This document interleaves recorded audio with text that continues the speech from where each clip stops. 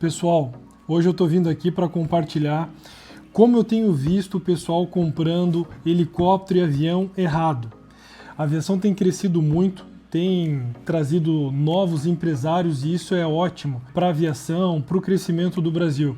Agora, se a gente não ajudar com orientações para esses novos empresários que estão entrando na aviação, isso vai gerar muitas vezes uma decepção por encontrar valores inesperados, custos que estavam ocultos, por simples descuidado, falta de conhecimento e erros no momento da compra do seu helicóptero. Meu nome é Phil, eu sou piloto de helicóptero, já voo profissionalmente há mais de 20 anos. O meu objetivo aqui nesse vídeo é compartilhar os 4 principais erros para quem está pensando em comprar helicóptero, ter o seu cuidado, ter uma atenção especial. Então, o primeiro erro é olhar somente o ano de fabricação da aeronave, as horas de voo e o preço. Pessoal, a compra de uma aeronave vai muito além disso. É muito diferente da compra de um carro importado, que você tem parâmetros mais básicos, de repente, para poder olhar.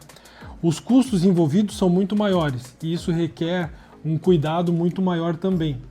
Então, quando você estiver comprando, nesse primeiro ponto aí que eu quero trazer olhe o mapa de componentes.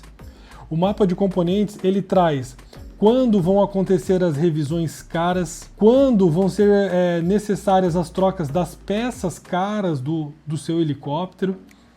Então, faça uma análise aprofundada do mapa de componentes para entender não só a aeronave, mas a vida dos componentes que ela tem. E esses vencimentos, ao contrário do que boa parte dos empresários ainda acredita, não vence só por horas voadas. A maioria, inclusive, vence por calendário, independente de voar ou não voar. Então, fique também atento a diretrizes de aeronavegabilidade, se já tem alguma vencida ou se tem alguma próxima de vencimento. Enfim, olhe para a aeronave, não só ela como um todo, mas os componentes dela. Quais são as manutenções que estão por vir? Quase nunca o helicóptero mais barato realmente vai ser o helicóptero mais barato no final das contas. Então fique atento a isso. O segundo erro, não considerar o histórico de vida da aeronave.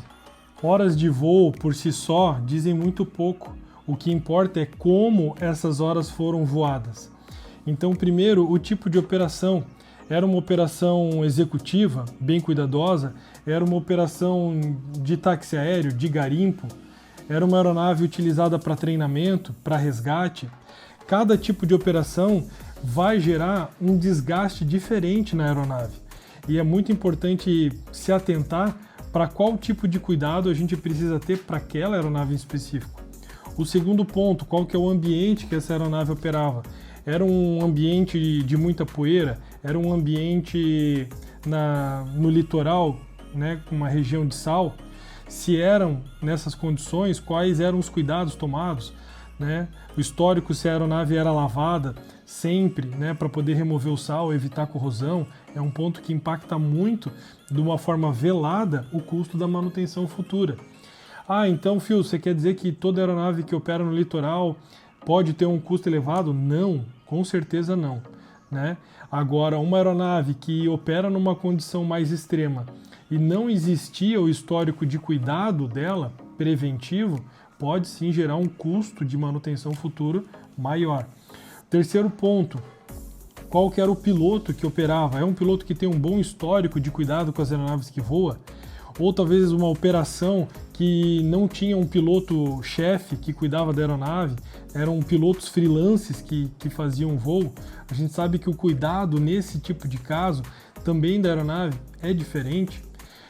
E o quarto ponto, qual é a manutenção que foi feita? Quais são as oficinas utilizadas no histórico de manutenção? São oficinas que são realmente bem conceituadas, que têm expertise naquele modelo em específico, ou são algumas oficinas que têm a fama de fazer a manutenção mais no papel registrado do que propriamente dita?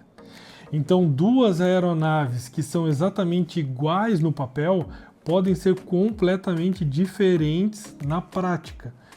Terceiro ponto, não montar uma estrutura jurídico-tributária adequada para a eficiência fiscal de gestão de um patrimônio aeronáutico. Eu vejo pessoas escolhendo aeronaves sem ter nem ideia da estrutura jurídico-tributária adequada. E isso pode custar milhares de reais. Um helicóptero comprado da forma correta é gerador de economia de tributos. Para a gente ter como referência, um helicóptero comprado na faixa de 10 milhões de reais, operado ao longo de 4 anos, pode gerar, ao final desse ciclo, até 1 milhão de reais em economia de tributos. E isso por simples estratégia tributária. O que é mais curioso é que hoje eu vejo 80% dos empresários desconhecendo e fazendo da forma errada. Não porque não gostaria, mas porque muitas vezes os contadores não são especialistas em estratégia tributária para patrimônio aeronáutico. Quarto erro, comprar um helicóptero sem estratégia de saída. Poucas pessoas pensam nisso, mas todo helicóptero um dia será vendido, seja para trocar por um helicóptero maior, seja para trocar por um helicóptero mais novo. Então é muito relevante que a pessoa faça uma análise da liquidez da aeronave em específico que está sendo comprada. Por exemplo, quais são os aviônicos que essa aeronave possui e quais são os aviônicos que as aeronaves mais modernas estão sendo entregues hoje, para fazer uma avaliação se daqui a 3 ou 4 anos, em uma revenda, vai existir uma depreciação de valor ou não. Por que eu comento 4 anos? Porque geralmente é o tempo que os meus clientes de compra e venda de aeronave costumam levar para poder fazer um upgrade, né, para uma aeronave maior ou mais nova. E além disso, se por um acaso não existir o aviônico ou opcional instalado, mas avaliar se a aeronave possui estrutura para poder receber essa instalação no futuro. Nem toda aeronave aceita a instalação de alguns opcionais que podem ser chave ou de alguns aviônicos que podem ser mais modernos. Por isso essa avaliação ela é bem relevante e impacta no valor da venda futura também.